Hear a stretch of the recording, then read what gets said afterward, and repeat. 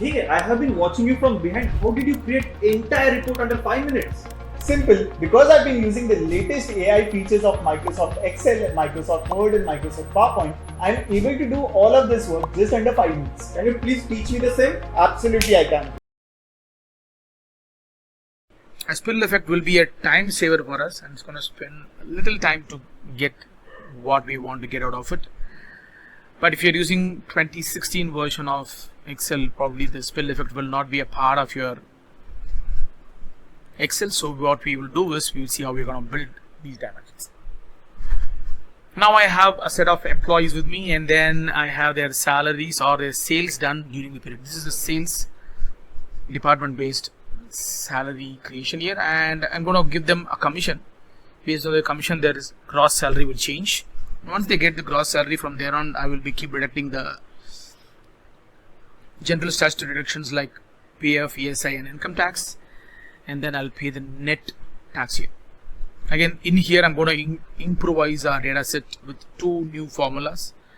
One is a normal rounding up formula, another one is a round up functionality in an inverse effect. So before I go forward to this data set, we already saw cell reference and split effects in B10X video series, and today we are about to see how to apply them in a real world scenario. We already know how to build or how to run the entire data set, so I'm going to go back to the data set where I want my answer to be populated first. I choose that range, then I'm going to give an equals, and then I'll select the total sales done during the period. If you want to use this as your data set, and if you want to log them by a columnar manner, you can do that. Nothing wrong with it, but I'm trying to give you all the cell references in one particular style and pattern.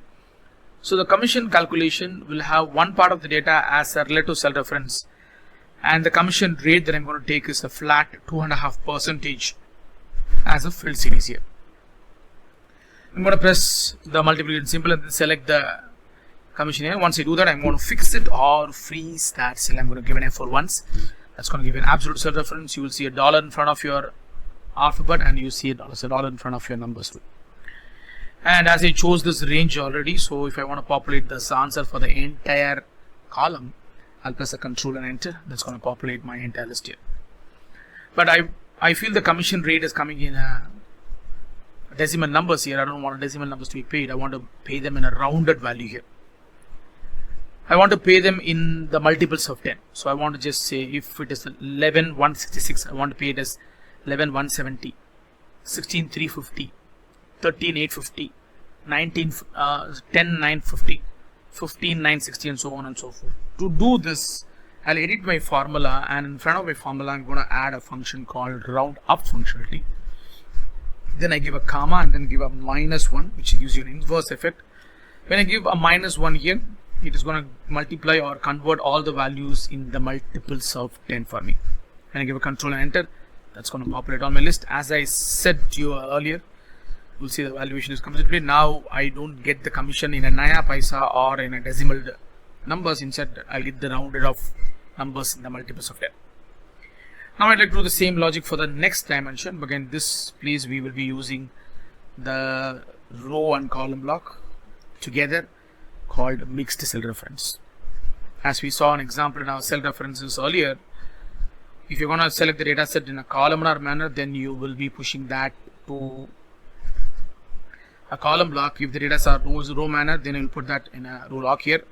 So all my gross pay will be a column block. All my percentage of calculations like provident funds, ESI and the income tax will fall in a row block here. I'm going to give an equals, select the gross pay here. I'll give an F4 thrice, which takes you to the column block, and multiply that with a 1 above. And then I'm going to just say F4 twice and then give a control enter here. That's going to populate all my answer. Again, generally when we are calculating a provident fund, we won't round it off, but I would like to round off the valuation here. I'm going to give a normal rounding here. I'm going to edit the formula again, go back to the round. I'm going to give a comma, and when I close the bracket, the system understands the decimal portion as 0, so it won't give you any decimal portions even though it is applying in my list here. When I give a control enter, that's going to populate on my list, and this is the way we can do it. The formula I use for the commission rate is on top. You can see a round up with an inverse fit in it. A normal rounding off without a zero added last. I just got the list here. Before we go further into our next dimension where we're going to use a spill effect, so we have a small descriptional point. So when you want to learn more about our MS Office ChatGPT hack tools program, you can just click the link below. Here we talk about a training which is upcoming on 22nd of October, and you see it's a 3-year program, and if you want to know more about it, you have a big list coming below. You just click the description link below. That's going to take you, and then it's going to give you a lot of idea, and then pricing is, you are not even spending a cost of a cup of tea here. So let's jump back to our data set where we are about to talk about if I am using the same logic inside a spill defect option, then how easy it's going to be. Again, I am going to use an inverse effect of my formula here. So before I do that, so I'll just come down here, and then I will add my formula. I'm going to just say equals, select the whole list, multiply by the one above, the 2.5% commission rates here. Sorry for that. When I give an enter, that's going to populate all my answer automatically. Then I add the roundup functionality for the inverse effect, comma, -1, close bracket, give an enter. It's going to populate all my answers here. So let me just take the data set again and try to copy the same formula in here too. So let me take this data and then pull the formulas from a list, and then let me take the data from here to this list here. So now I want to achieve the same logic for the data below. So let me just come back. The provident fund here, I'm going to say equals,